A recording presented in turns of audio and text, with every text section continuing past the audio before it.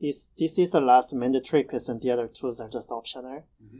But how do you feel when you leave Korea? Take this one. So more, let me tell my story first. So I came to Canada 7 years old. I'm still here, and I saw a lot of friends staying here, studying and working a little bit, and they leave after a while. But they feel something, but I never feel it because I chose to stay here and I never leave. So I want to see how do you guys feel to leave almost a second home, right? Yeah. Second home country. How do you guys feel? It was tough, actually, very tough for me, because when you, I'm sure you experienced this as well, when you move to a different country, when you don't have your family, when you don't have that safety net where you feel comfortable, the friendships you make there are really, they become like your family. So I left a lot of good friends behind, so it was very difficult. I think that's part of the reason why I'm calling some of Canadian mothers as my mom, because it's too sad that I don't have a family here. So I want to make more family, even just making a nickname or something. But yeah, it's different if you don't have any family, anyone who can help. When I started working my workplace, they asked me to give them the emergency contact. I feel kind of sad because I don't have any family here. So like, whom should I pick? Yeah. So I literally have to ask one of my friends, can I put you as my emergency contact? They say yes, but then I still feel that I don't have family here. You know, that's kind of sad. But I have my wife here. That's good. So that's okay. So what about you, Leah? How awesome. do you feel? I agree completely, 100% with Nick and you, Saso, as well. I'd say that for sure it's so hard when you come to the foreign country, you don't have anyone, and then you just have friends, like, friendship, and then you have to leave this country again and go into a new one, because I didn't come back to the home country, right? Yeah. It was hard, and I'm so blessed having this great experience and still having and maintaining this friendship from South Korea. And I'd say that first impression for me in Canada, it's like a huge comparison, Ukraine, Russia, South Korea, and Canada. We used to have in South Korea like more gatherings, more warmth. Again, it's not something like bad thing. I'm talking about Canada. It's the most multicultural society in the world. Yet I'm missing this part still, even almost 10 years that we used to have in Ukraine, like family gatherings. We don't need to have like some celebration, like, I don't know, any Christmas day or something. We just have to go out or, with friends even. Yeah. And I found it's pretty much hard here, like even culture thing in Canada, that even going out, like, I'm sorry, just for a glass of wine is just so big deal, Everyone has their own things to do, and comparing to South Korea, it's something like it's so easy to go, right? Yeah. Family can join or something like that. So that was a thing that I was missing so much here, because we didn't have anyone when we came to Kitchener. Just literally no one. We didn't know anyone. We didn't have anything where to go or to shop. We didn't have any single friend and any support. We had to go by ourselves. So that's, I'd say, for sure I'm missing, and it was a big difference between two countries. So you actually went to Korea and you went to Canada. You came straight, Canada. Yes. But it's improving, so we have friends here in Hamilton, and a lot of things going on in the city of Hamilton as well in terms of the welcoming communities and cultures, different cultures. So it's all about doing networking, which is important. That's it. Yeah. I think in terms of the Canada is getting better. We have more events and people hang out. Not just like in Christmas, you have to be with your family. You sometimes stay over, sleep over, or especially international students, you don't really have a family or a house. So we usually get together and go to bar and drink together. Yeah, please don't get me wrong that I'm talking about 10 years ago experience, and right now we're just talking about all things. So 10 years ago, for this even 10 years, it's a big shift even in Canada and the small cities. I'm not talking about Toronto, I'm talking like Kitchener, Waterloo, Guelph, Hamilton. So it's a huge change even a huge change when I was a student a while ago in 2009, and I experienced the international experience in Canada. So it's just a huge difference, and it's going on now. So it's a huge support from the city of City Hall and government as well. So it's a big change. Yeah. The other questions are kind of optional. But do you have any like special Korean name, or what your friends used to call you? You know, a lot of people have tried to give me a Korean name, but nothing has really stuck. Okay. So if you have any suggestions, I'll hear them. But well, I heard a good source from yours saying they call you neck teacher. Oh yes. I guess well, you got a handsome neck. You got a handsome neck. I agree with them. So my name is Nick, but when they were learning, I guess in Korean they don't really have that syllable, so it's Nick. Yeah. So when I introduced myself as Nick, they always thought I was talking about my neck. So they would refer to me as neck teacher, and being 6 years old, thought that was the funniest thing in the world. And they would run around, oh, neck teacher, pointing at their neck. And that's cool. I guess that would be my Korean name then, if you mention so it. what was your reaction? Do you like show off your neck, or do you at first I was confused, and then I was you clean every morning? Yeah. Well, the funny thing, another big difference, I guess, is sometimes I wouldn't shave going into work, and that's just like very unusual for dirty neck. So, and they didn't understand it really, which I thought was funny. They didn't understand that it was hair growing in my face. And I remember teaching a science lesson, and one of my grade 2 students, we were talking about plants. She went, Nick teacher, you water them every day. Did you put seeds in your face and you water them? And I was like, no, Minju, this is hair.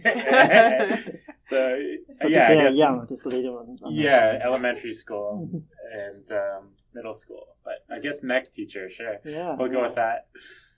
What about you, Leora? What do they call you? Well, my original Ukrainian name is so long to pronounce, and again, as Nikki said, like big difference in alphabet, right? Yeah. I would say my Korean name would be like Sibeta. Korean people who is listening, it's like for me it was like so hard sounds, right? And I was like thinking about the name, and again, if I would leave this name, it will be like more a clothing thing. I didn't want it to be like a small boutique, like a sweater or something. So I just wanted to be like a real name. So I just created a Jessica, but apparently it became, like I said, Jessica. But that's fine. So my name is Jessica Leora. Oh, that's good. So you said you were model in Korea or in South Korea? I did a modeling job. I was participating in the movies as well, and some photo shoot as well. Yeah. I will find it out. Yeah. Well, it was an interesting thing. I recall the moments that I was in the subway, and we were probably the first foreigners that come into South Korea. And I was in the subway, and I would in a year understand a little Korean, and I would hear that Koreans would say like "미국 사람, 미국 사람."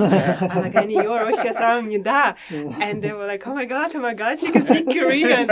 I was like, no, Chakam, So it was an interesting experience. They were taking pictures in the subway because I had a blonde hair, like a very long blonde hair, and of course there was like some model, right? And we're like taking pictures. It was an interesting, yeah. See, even when I went to Seoul, it was my first time to take the subway, so I have to the train with my aunt. But when I answer the phone call, they look at me because I speak dialect, right? Yeah. But yeah, that must be interesting. Yeah, I was wondering about that actually, because from people I've met there, they're saying like 10 years ago, blonde people were just like shocking, right? Because obviously I've never seen a different hair color really, unless it's been dyed. So yeah. And I experienced this thing 10 years ago. I'm sorry, even more. 13 years ago, right? 13, 14 years ago, because it's been already 10 years I'm living in Canada.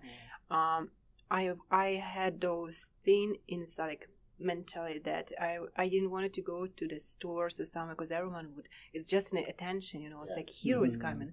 And I was like, oh my God, I was so shy. I didn't want to talk. Even I pretended that I didn't know Korean at all. I didn't understand basics. So I was but the first thing I was asking right away, and it's like a street market, like, kakacheseo. Discount. So that's true. Now it's like that's what I just a big shift there to say, okay, this is blonde Europeans people, so just more open, I'd say, and flexible. Yeah. But I get the same attitudes are in smaller places as well. Right? Still, yes, correct. So they don't see many foreigners. Yeah, Seoul is the biggest foreigner people there. I'm not sure if I can ask you, like, why Korea? Like, you could go anywhere else, right? But why Korea? I'd say it's not actually the, opportunities in life just come in at some point, right? So we weren't going from Moscow somewhere, so it just appeared, the opportunity to work in Samsung.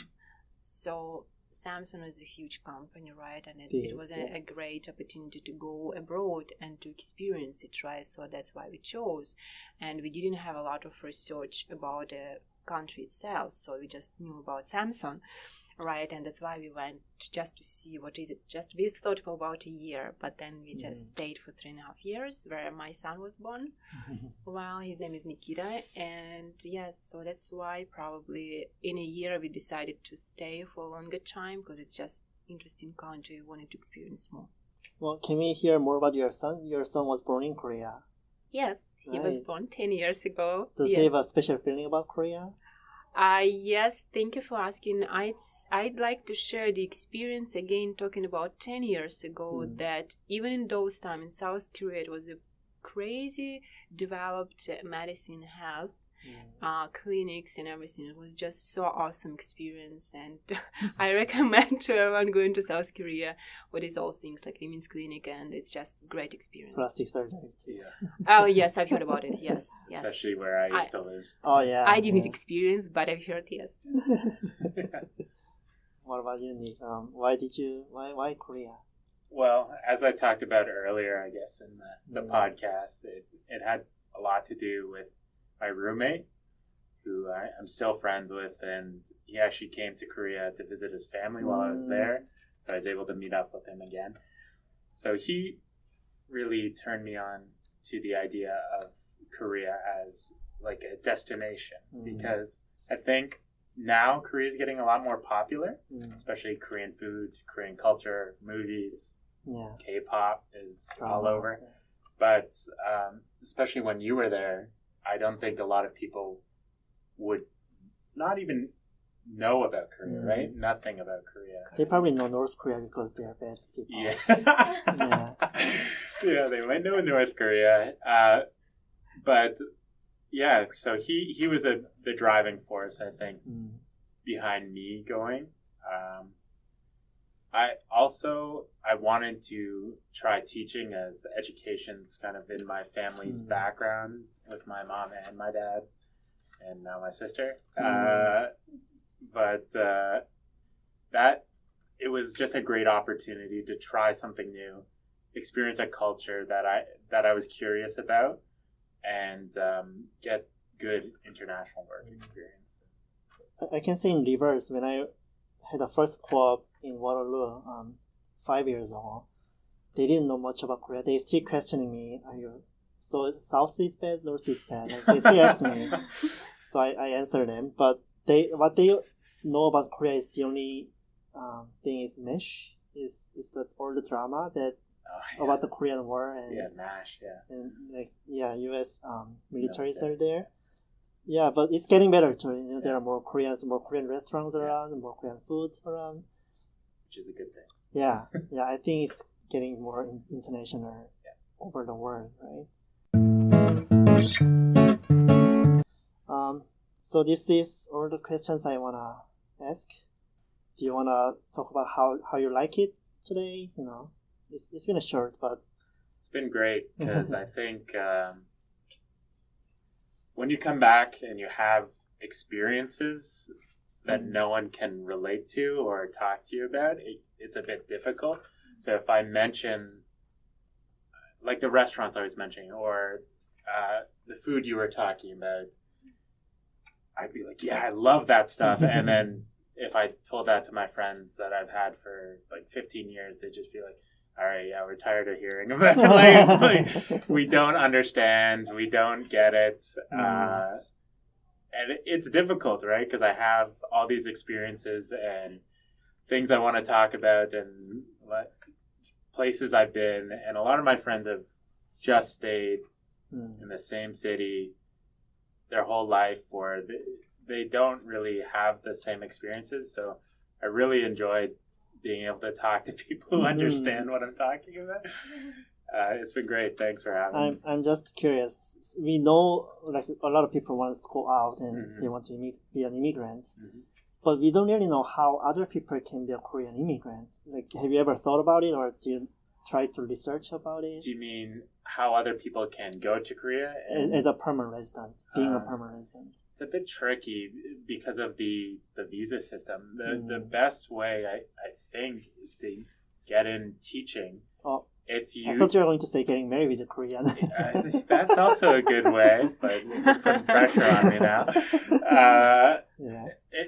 I guess that is the best way because you get a long-term visa. Okay, well, let's talk about second best. Second best is to get work experience there, and then even if you get a student visa, they've just opened up a new visa for international students.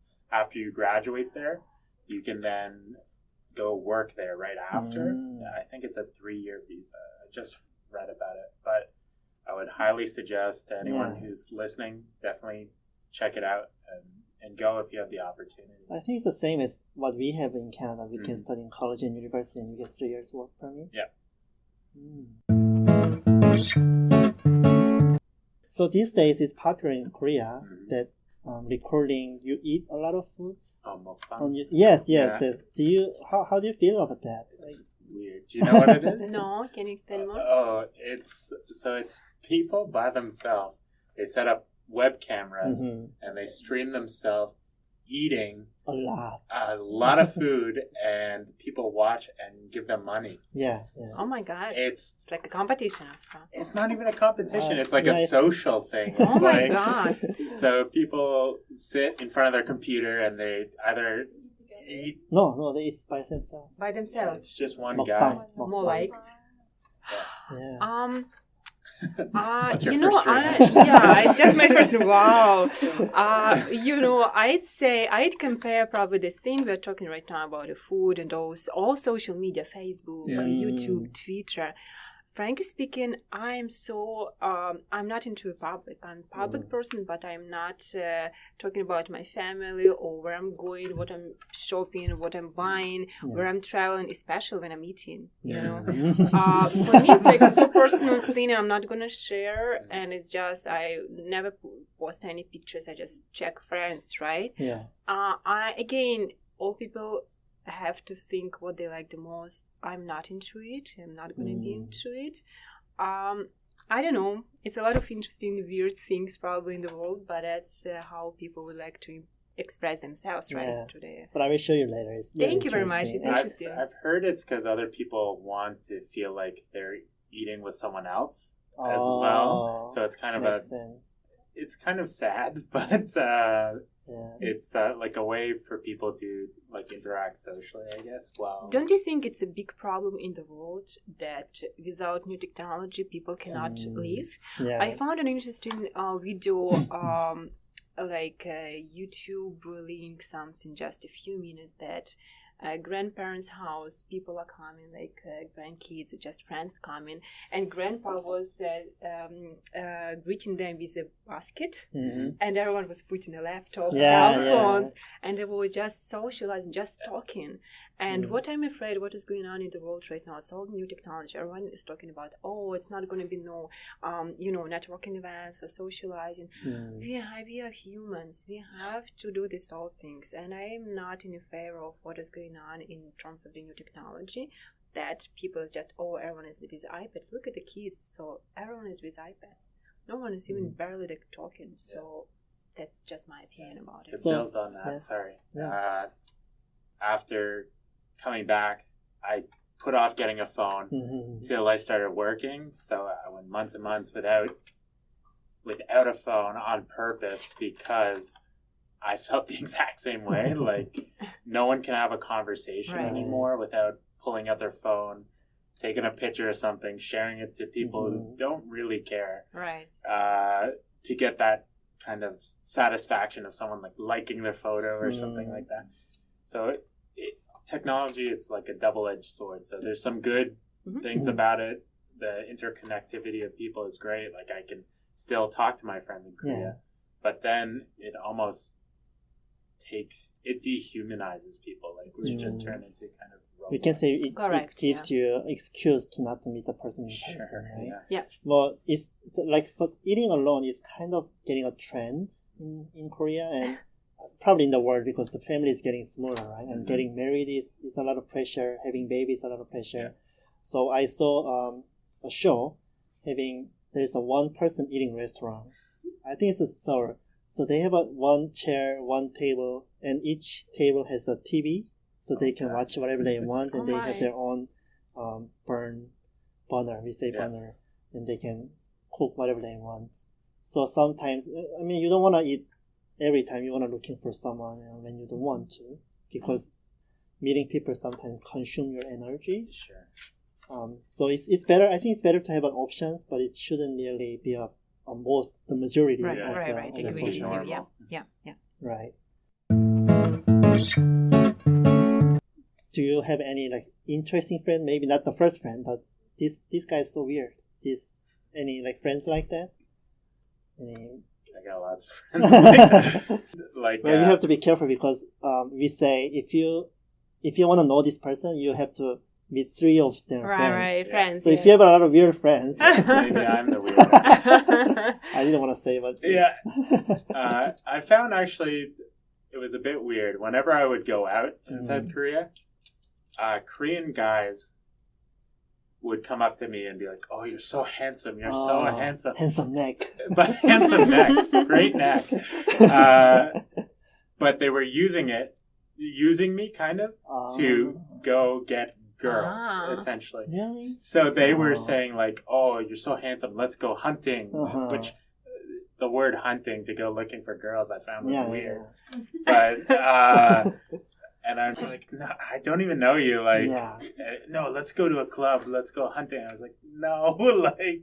So that was weird because I think sometimes Korean men thought like foreign men, Korean girls like would be all over them, which isn't really the case. Like, there's some Korean girls who like foreign men, but I'd say the majority of Korean girls like Korean guys because it's part of their culture. There's no differences. It's what they know, and also kind of the beauty standards are a bit different. So you see like actors and K-pop stars are a little more feminine than you would see in the Western culture. But they are getting westernized though. Yeah. Right. Yeah. I think they are bad people. They're using you.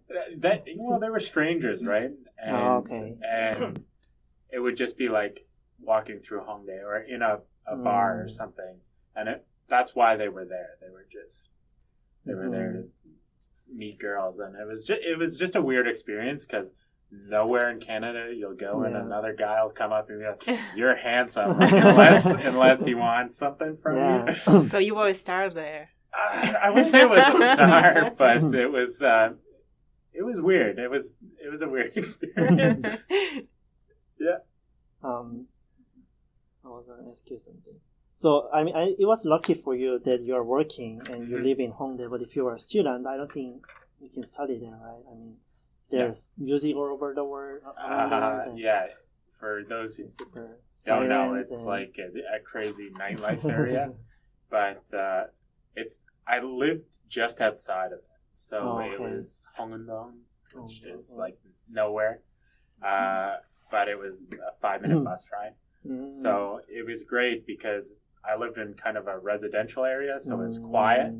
I could go to sleep anytime, like no one is out. But you're totally right. If you live there, like it's just craziness at night. Yeah. So. What about you, Yara? Well, and it's like Hamilton and Toronto, right? It's a completely different life and experiences. And again, if you're coming by yourself, like as a single person, or you come with a family, so it's different, right? I didn't experience something like what Nick is saying. Well, what about Nina?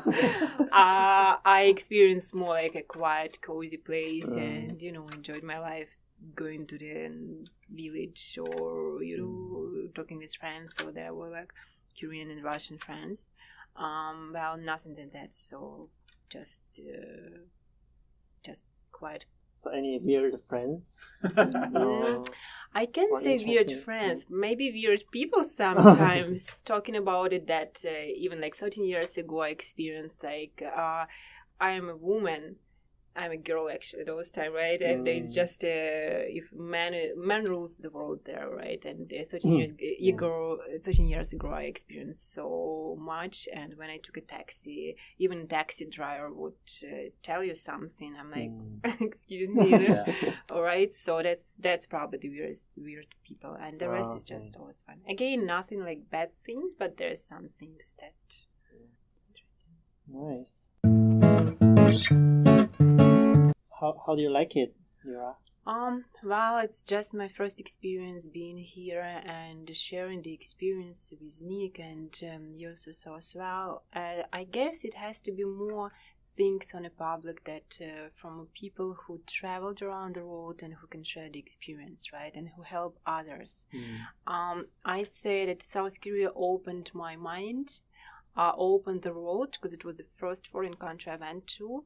I'm not counting Russia because Ukraine and Russia was post-USSR republics, right? Most of the same cultures, right? And going from Europe to South Korea is just boom, it's just different everything. I'd suggest to everyone who is listening as well, so please go if you have an opportunity even to travel to another city in your home country, just do it. Just be more open and flexible to the changes. Don't afraid to the changes and what's going to happen, because it's the most important that in life everything what you experience in just try to be open. And of course definitely please travel to South Korea, and who Canadians is listening, please travel to South Korea and to any other countries, because it's giving you a lot of opportunities to study, work, and maybe find a soulmate, of course. It's fun. Get a PR. right. So thank you so much. It was an amazing experience this morning in Hamilton, being here, and thank you so much. I hope we can share more things in the future. Yeah, it was my pleasure. And I'm early bird, so I don't mind waking up early, but I know a lot of people are not. And so, but it was great. I will do the editing, just like photoshopping. I make it beautiful, so you can share with your friends. But this was Saso. We are 7th special edition of Cooling Tour podcast. Thank you for listening. I will come back later. Bye. 감사합니다. Bye. 감사합니다. We got some time. Do you want to more talk about food?